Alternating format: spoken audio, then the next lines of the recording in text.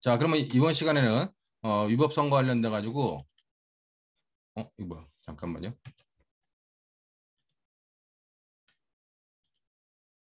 여기 있구나. 여기 있구나.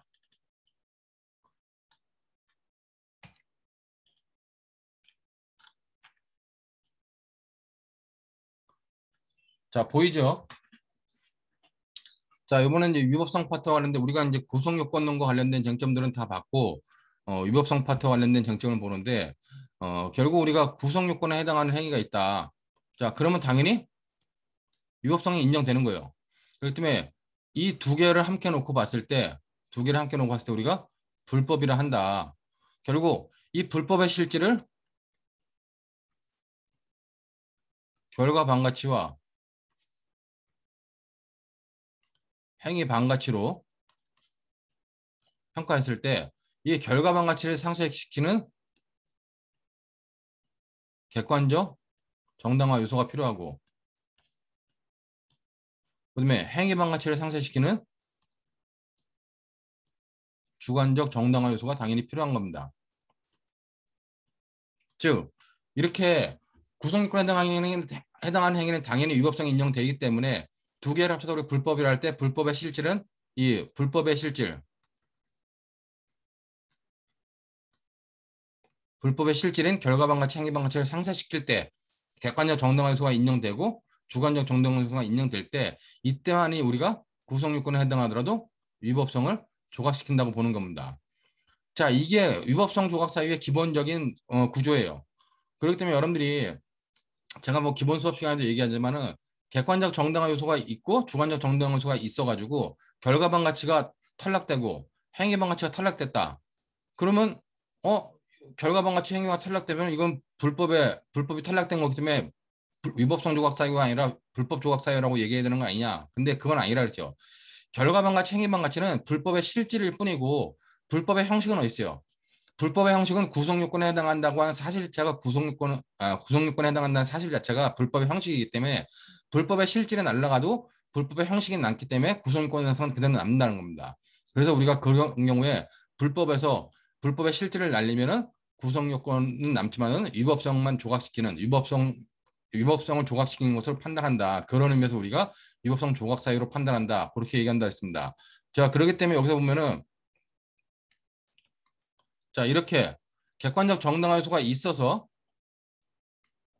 결과망가치를 날리고 주관적 정당화 요소가 있어서 행위망가치를 날렸을 때 그런 걸 우리가 위법성이 조각된다라고 그런 요소들을 가져가 위법성 조각 사유라고 하는 거예요. 자, 근데 중요한 건 뭐냐? 객관적 정당화 요소는 있는데 주관적 정당화 요소가 없는 경우 있어요. 이걸 뭐라 그래요? 이걸 우리가 우연방이라고 합니다. 자, 반대로 객관적 정당화 요소는 없는데 자기 혼자 주관적 정당화 요소만 가지고 있는 경우 이런 걸 우리가 오상방이라 하죠. 즉 오상방이 위전착 문제고 이거는 우연방의 문제라는 겁니다.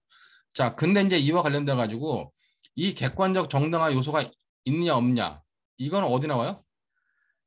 이 객관적 정당화 요소는 각각의 법조문에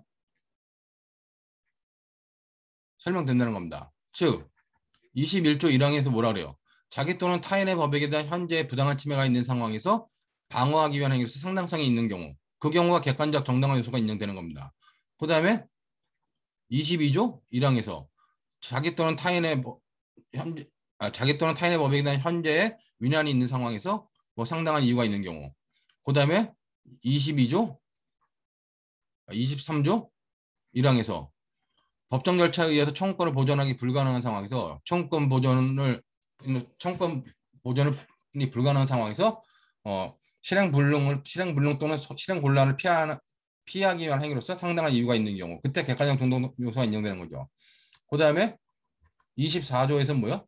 24조는 처분할 수 있는 자의 처분할 수 있는 법익에 대한 처분권자의 승낙에 의해서 한 행위는 객관적 정당 요소가 인정된다.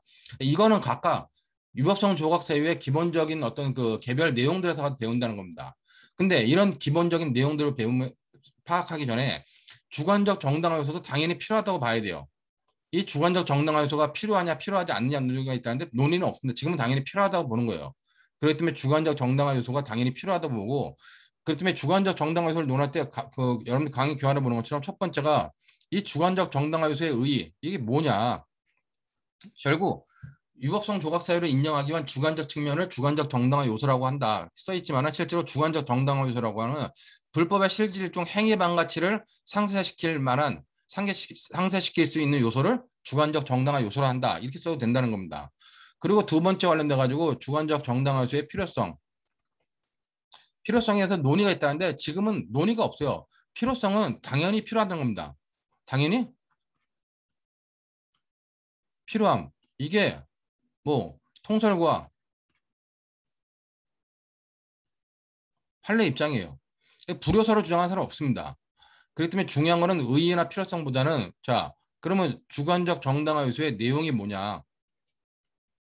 자 주관적 정당화 요소의 내용은 우리가 행위 방가치의 대표적인 것이 고의라고 봤을 때 고의는 인식 플러스 의사를 이루어졌듯이 주관적 정당화 요소도 역시 고의의 인식적 요소를 상쇄시키는 인식과 의사적 요소를 상쇄시키는 의사 두 가지로 이루어졌다는 겁니다. 그렇기 때문에 여기 관련돼 가지고 주관적 정당화의 내용은 당연히 인식과 의사다. 이게 다수의 입장이고 기본 입장이에요. 그럼 여러분들이 고의에서 인식은 뭘 인식하는 거예요? 객관적 구성요건 요소를 인식하는 거잖아요. 그리고 그걸 실현하려는 의사가 고의죠. 똑같이 주관적 정당화 요소의 인식은 뭐다? 내 행위가 객관적 정당화 요소에 해당한다. 객관적 정당화 요소에 해당한다는 인식과 그런 인식하에 내가 주관적 정당화 위법성 조각 사유에 해당하는 행위를 한다고 하는 그 의사. 이 인식과 의사도 결국은 뭐다? 객관적 정당화 요소에 대한 인식과 의사다. 그렇게 여러분들이 이해하고 있으면 된다는 겁니다. 이게 기본적인 학설의 입장이에요. 근데 이에 대해서 이제 개별설이라는 걸 취하는데 자, 개별화설이라고 하는 건 뭐냐? 개별화설은 일반 범죄, 일반 범죄에 있어서는 주관적 정당화 요소의 내용이 인식 플러스 의사하면 충분하다는 겁니다. 근데 특수한 범죄라고 말은 하지만 특정 범죄에서는 주관적 정당화사 인정에서는 인식 플러스 의사, 그 다음에 의무합치적 심사라고 하는 새로운 요건이 하나 더 필요하다고 보는 거예요. 대표적으로 특정 범죄가 뭐예요? 이게 바로 명예훼손죄에서 그렇게 본다는 겁니다. 자, 그렇기 때문에 이 개별화설을 주장하는 분들은 특징이 뭐냐면 고의의 이중조치를 인정해가지고 유전착에서 법효과 제한적 책임서를 주장하시는 분들입니다. 그분들은 기본적으로 고의의 이중조치를 인정해가지고 법효과 제한적 책임서를 주장할 때 생기는 문제, 특히 명예훼손죄에서 처벌에 불가능, 즉 처벌을 못하는 문제점을 해결하고자 그 명예훼손죄 310조의 유전착 사유를 유전착을 안 보고 그냥 의무합치적 심사서를 보는 겁니다. 그럴 때 주관적 정당화 요소가 인식 플러스 의사 이외에 의무합치적 심사까지 있어야 된다. 이게 없으므로 주관적 정당화 요소가 없어가지고 위법성이 조각되지 않는다라고 판단하는 거예요. 근데 이렇게 보는 경우는 특별한 경우고 주관적 정당화 요소에서 인식과 의사, 내용은 그냥 인식과 의사라고 하는 것이 가장 기본적인 입장이고 판례의 입장이다. 뭐 판례가 명확하게 표시하지 않고 있지만은 판례의 내용들을 보면 결국 인식과 의사만 있으면 주관적 정당화 요소는 인정된다고 본다는 겁니다. 그렇기 때문에 그런 내용으로 여러분들이 좀 파악하면 될 것 같고 그러면 이런 주관적 정당화 요소를 결한 경우 어떻게 될 것이냐. 즉, 네 번째가 우연방위의 문제라는 겁니다. 즉, 우연방위라고 하는 건 여기 위에서 봤던 것처럼 객관적 정당화 요소는 있어요. 근데 주관적 정당화 요소가 없는 거야. 즉, 주관적 정당화 요소가 없다는 건 뭐냐. 뭐 대표적인 예가 그거죠. 내가 원수를 만나가지고 저 원수를 총으로 쏴 죽였어요. 딱 보고 총을 쏴 죽였는데 알고 보니까 저 원수도 나한테 총을 갖다가 먼저 대입하는 겁니다. 그러니까 총을 갖다가 나한테 겨누고 있고 총 방아쇠에 손가락을 올리고 있었어요. 나에 대한 현재 부당한 침해가 있는 상황인데 우연히 내가 먼저 쏴가지고 상대방을 죽인 거예요. 근데 객관적으로는 나에 대한 현재 부당한 침해가 있는 상황이기 때문에 객관적 정당성이 인정된다는 겁니다. 문제는 나는 그런 상황을 인식하고 그 정당방위를 한다는 그런 주관적 정당 요소가 없었기 때문에 그런 경우에 우리가 어떻게 해결할 것이냐 관련돼 가지고 바로 우연방위, 즉 주관적 정당 요소를 결한 경우라 그래가지고 학설이 대립한다는 겁니다. 그게 이제 우연방위의 문제죠. 자, 우연방위에 대해서는 우리 학설이 지금 뭐 무죄설이 있는데 무죄설은 아무 의미가 없어요. 자, 무죄설은 이 불법의 실질이 결과방같이 하나로만 이루어져 있기 때문에 객관적 정당화 요소만 있으면 무죄가 된다는 겁니다. 그래서 주관적 정당화 요소 필요 없다는 견해가 무죄설이에요. 이거는 과거의 연역적인 학설로서의 의미만 있지 지금에 있을 의미는 없다는 겁니다. 단지 이와 관련돼 가지고 현재 대립하는 학설은 불능미수, 유추적용설과 기수범설 두 가지가 대립합니다. 근데 불능미수 유추적용설이 거의 절대적인 다수설이에요. 기수범설은 극소설입니다. 논문을 쓰시거나 교과서가 있는 분 중에서 기수범설을 주장하시는 경우는 제가 이제 돌아가신 이재상 교수님 이외에는 못 봤어요. 근데 이제 이호준 교수님도 기수범설을 주장하시고 몇 분들이 해설지에서 이제 기수범설을 주장하시는 것 같아요. 그렇기 때문에 여러분들이 불능미수 유추적용설과 아니면 불능미수설과 기수범설 두 가지의 대립 관계만 여러분들이 보면 된다는 겁니다. 근데 중요한 거는 불능미수 유추적용설은 왜 불능미수 유추적용설을 주장하느냐? 자, 여기서 이 우연방이라고 하는 효과를 보면은 자, 이 우연방이라는 효과를 이렇게 보면 어떻게 돼요? 얘는 객관적 정당화 요소가 있어요. 그렇기 때문에 결과방 가치는 날아간다는 겁니다. 근데 우연방에선 주관적 정당화 요소가 없기 때문에 이게 없기 때문에 행위방 가치는 남는다는 거예요. 즉 불능미수 유추적용설에 의하면은 결과방 가치가 날아가고 행위방 가치는 남는다. 즉 불법의 실질 중에서 밑에 행위방 가치는 남고 객관적 정당화 요소가 있었기 때문에 결과방 가치는 날아갔다는 겁니다. 날아간 거기 때문에 이 불법의 유형이 이것이 곧 불능미수의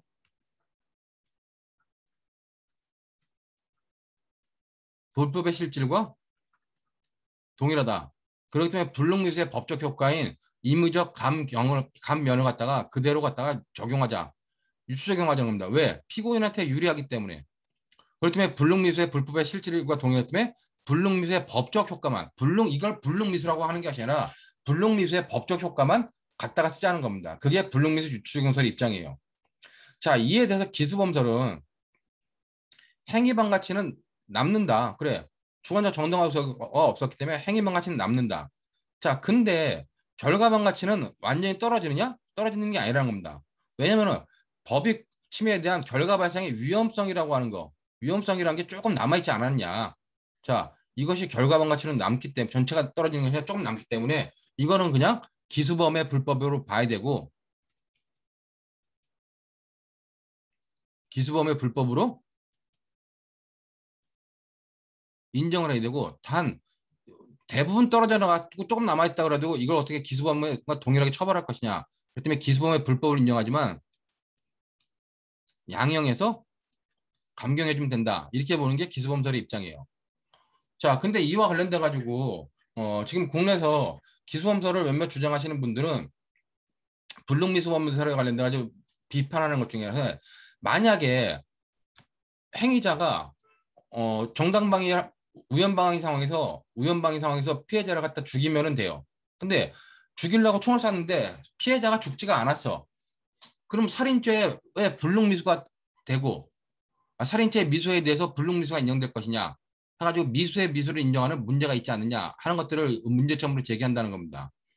근데 이제 관련돼 가지고 불능미수 유촉에서는 미수의 미수를 인정하는 아니라 법적 효과의 미수만은 불능미수의 법적 효과만을 갖다 쓴다고 했기 때문에 그 비판 자체는 타당하지 않아요.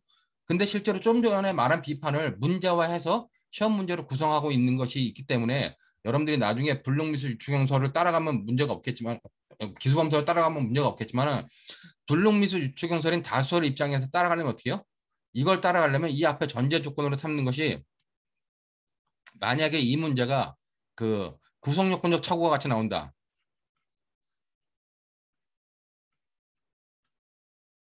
착오와 같이 연결돼서 문제가 나올 때는 구성요건적 착오에 대해서 구체적 부합설과 법정적 부합설이 있는데 무조건 여러분들이 시험 답안지를 편하게 쓰려면 법정적 부합설을 따라가가지고 불능미수 유추경설을 따라가야 된다는 겁니다. 만약에 구체적 부합설을 취하면서 불능미수 유추경설을 따라가면은 앞에 미수에 대한 미수를 설명할 수가 없어요. 그렇기 때문에 법정적 부합설 제가 설명할 때 구성요건적 착오와 관련된 학설 중에 법정적 부합설의 판례 입장이고 판례 입장이고 타당한 건 구체적 부합설에 타당하지만 법정적 부합설에 따라가서 답안 쓰라 그랬죠. 그 이유가 이렇게 구성요건적 착오와 우연방위가 결합되면은 법정적 부합설에 따라가서 불능미수 유추경설로 가든 아니면 기수범설로 가든 이렇게 갔을 때만 여러분들이 어떤 논리적 함정에 빠지지 않는다는 겁니다. 그러니까 그런 의미로 여러분들이 우연방위를 보면 되고 실제로 지금 올해 본시험 중에 나온 것 중 올해 본시험에 2021년도 10회 변호사 시험에 나왔는데 이 우연방위 여태까지 한 번도 시험 문제 안 났어요.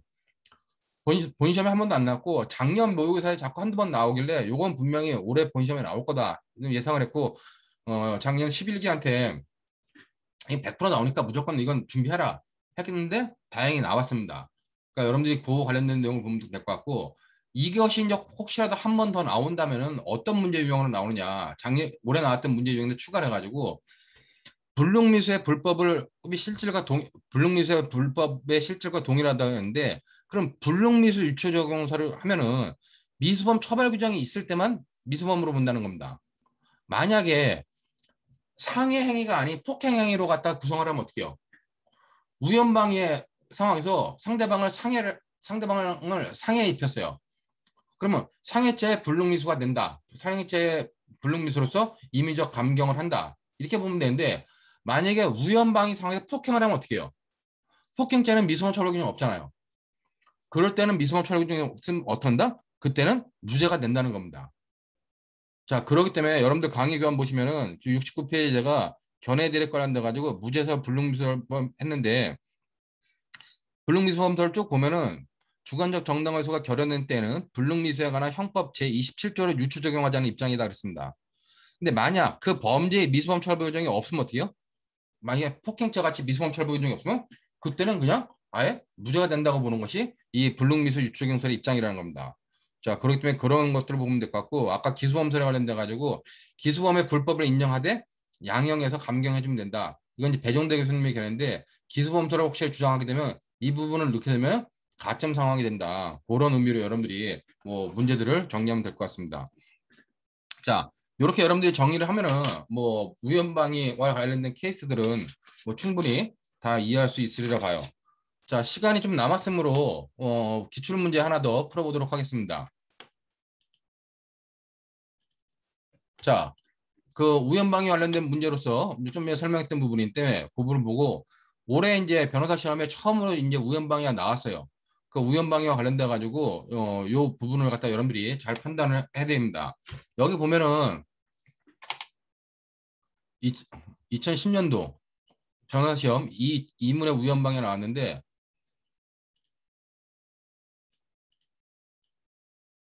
자, 갑은 선배 A로부터 A 소유의 중고차 처분을 부탁받고 뭐 B에게 5천만 원의 중고차를 매도했음에도 4천만 원에 매도한 것으로 기망하고 수수료를 받지 않겠다고 하면서 4천만 원만 A에게 주었다. 뭐 이건 나중에 여러분들 보겠지만 위탁매매와 관련된 횡령죄죠. 그다음에 이제 사기차 성립하지 않는다는 건 반드시 논해줘야 되고 그다음에 갑은 B에게 수표로 받은 잔액 1천만 원을 정을 알고 있는 을에게 보관해달라고 부탁했으나 이를 받은 을은 돈을 모두 유흥비로 탕진했다. 작물인 것을 알면서 보관했기 때문에 작물 보관자가 성립하고 그다음에 뭐 작물을 횡령해 먹은 건 횡령죄 따로 성립하지 않는다. 자, 중요한 건 이제 이와 관련돼 가지고 결국 화가 난 갑이 어떻게 했어요?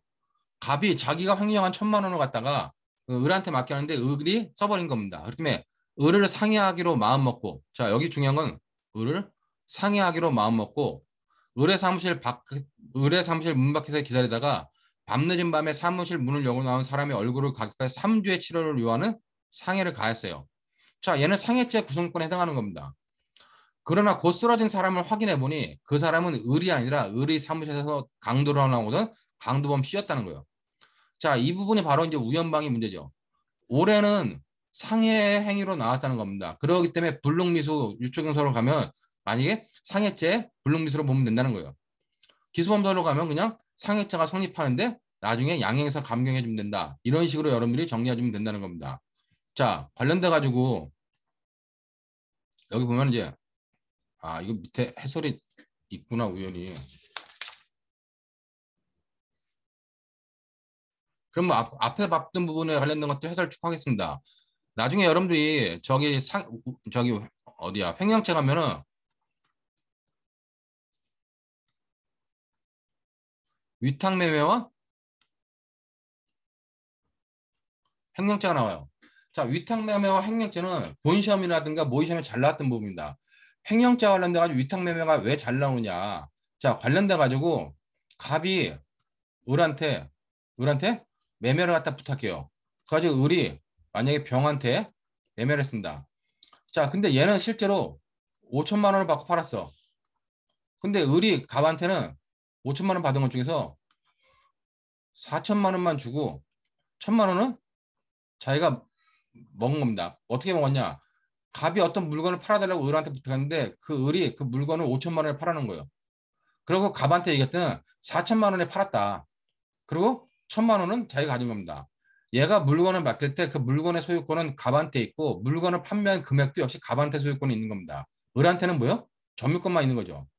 그렇기 때문에 4천만 원은 돌렸지만 1천만 원에 대해서는 2천만 원은 역시 자기가 보관하고 있지만 갑의 물건이기 때문에 돌려주지 않은 부분에서는 횡령죄가 성립한다는 겁니다. 그렇기 때문에 여기 관련돼 가지고 중고차 매도 관련해서 횡령죄 성립점으로 나오는데 배임죄와 횡령죄 성립에서 판례는 횡령죄 사를 따라요. 그러면 갑한테 1천만 원에 대한 횡령죄가 성립한다는 겁니다. 자, 문제는 뭐냐? 얘가 1천만 원을 돌려주지 않을 때 갑한테 기망을 했어요. 즉 갑이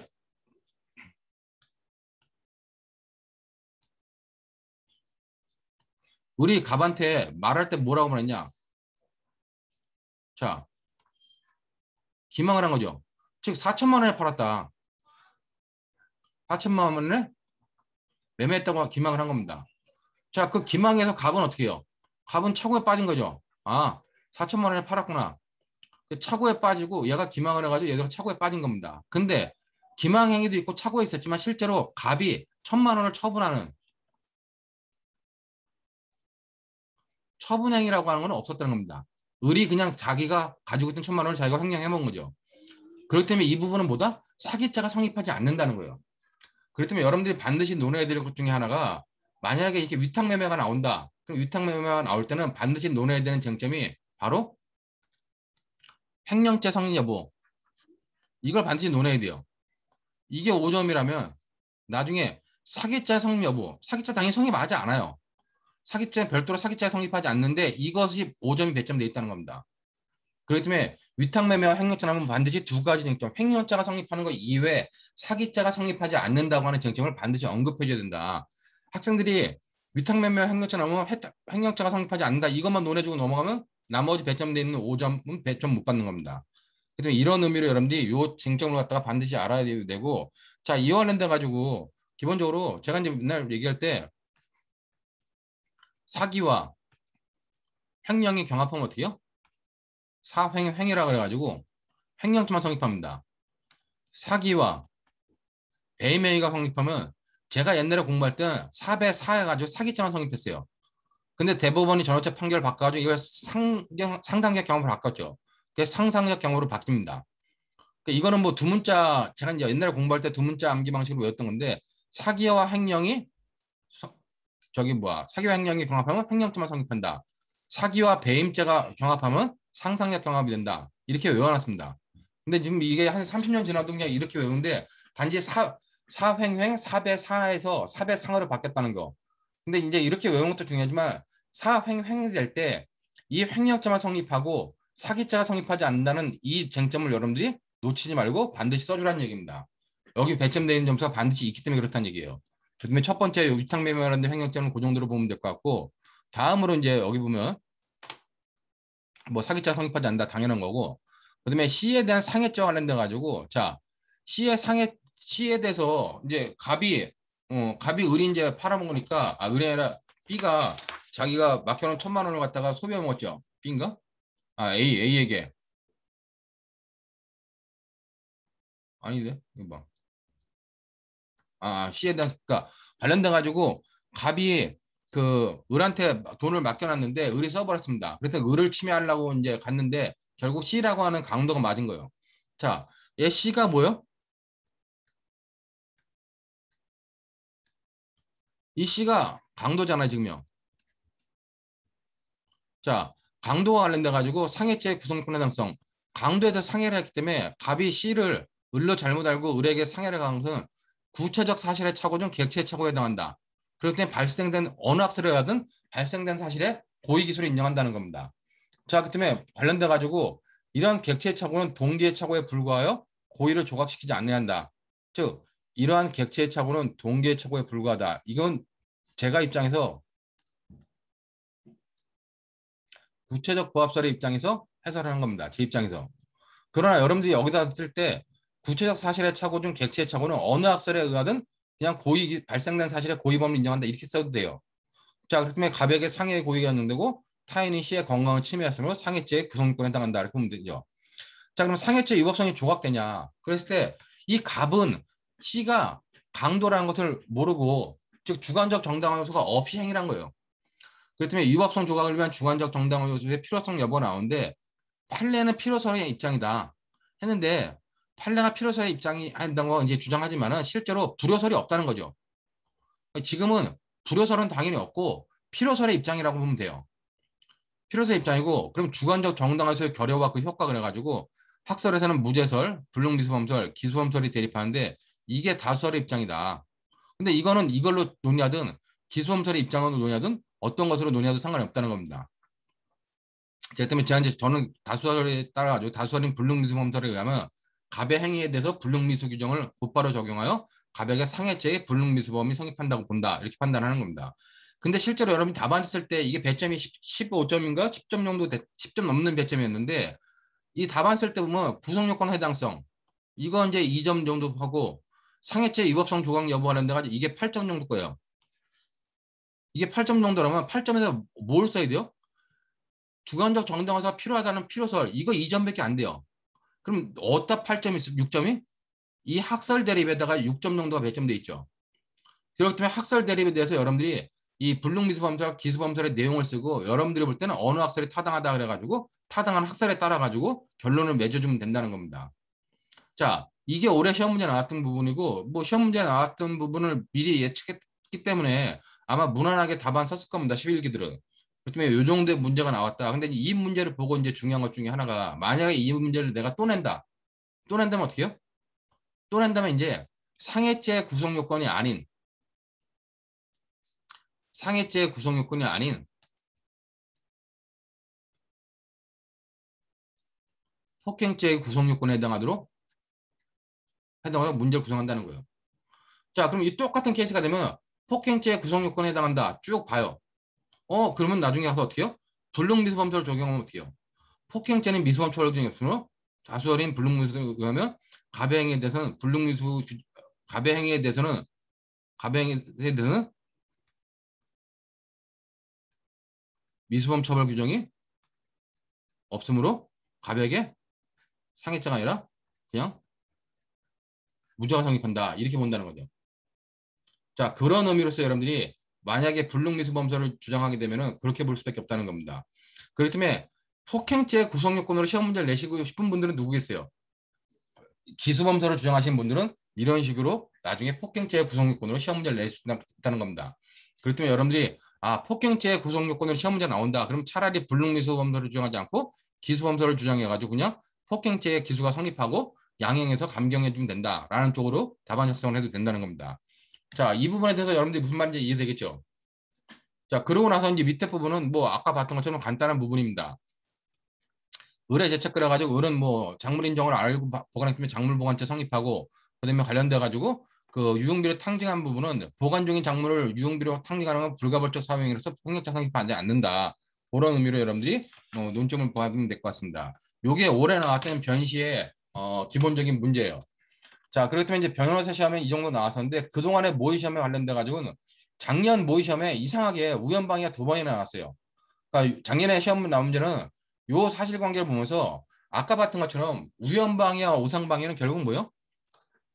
객관적 정당한 요소가 있고 주관적 정당화가 없는 거 우연방해. 객관적 정당화 요소가 없고 주관적 정당화 요소가 우연방이라 오상방이랬습니다.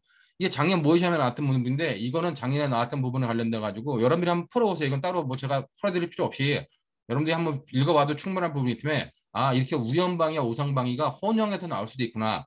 이거는 돌아가신 이재성 교수님의 형법 연습이라고 하는 책이 있습니다. 이재성 교수님의 형법 연습책에 전형적으로 나오는 오상방위와 우연방위 섞어놓은 문제였어요. 그걸 이번에 작년에 이제 변시 모의시험에서 한번 냈던 거기 때문에 여러분들이 쭉 보면 되고 관련돼 가지고 여기 사안 해설 보면 주관적 정당적 결혼을 해가지고 여기 보면 이렇게 관련돼 가지고 자 저는 여기서 이제 기수범설에 비판을 하는 거죠. 기수범설은 객관적 정당화 상황이 존재하지 않는 경우와 존재하는 경우와 존재하지 않는 경우를 동일하게 취급함으로써 사태를 주관적으로 평가한다는 문제가 있으므로 불능미수범설이 타당하다. 그러니까 불능미수범설을 주장한 거예요. 그렇기 때문에 상해죄 불능수가 된다고 본 겁니다. 근데 만약에 기수범설을 주장하면 어떻게 해요? 주관적 정당화 요소가 결여된 경우에는 위법성이 조각될 수 없다. 그러므로 이때는 구성요건 해당성 단계에서 인정된 불법이 그대로 확정되어야 된다고 보아야 하므로 기수범설이 타당하다. 기수범설 입장에서는 이렇게 기술하면 된다는 겁니다. 그렇기 때문에 상해죄의 기수범이 성립한다. 즉, 요 해설제에다가는 불능부기 수범설에 의한 해설과 기수범설에 의한 해설을 다 달아냈기 때문에 여러분들이 어떤 경우를 선택하더라도 문제가 없다는 겁니다. 그다음에 관련돼가지고 밑에는 이제 오상방에 관련돼가지고 그 유전차에 관련된 논점들을 쭉 정리해서 쓴 거기 때문에 여러분이 보면 될 것 같고 그다음에 이제 17년 모의시험 문제는 뭐냐? 17년 모의시험 문제는 자, 교수님, 예, 저 이거 6시부터 수업이 있어가지고 혹시 아, 알겠습니다. 제가 그러면 변호사 시험까지만 해설한 걸로 치고 오늘 수업은 여기서 마치고 나머지 변호사 시험 관련된 모의시험 문제는 우연방에 대한 모의시험 문제 여러분들이 한번 풀어보세요. 제가 따로 안 풀어드려도 될 것 같으니까 이렇게 해서 오늘 수업 마치고 다음 시간부터는 정당방위부터 다시 나가도록 하겠습니다. 예, 수고하셨습니다. 나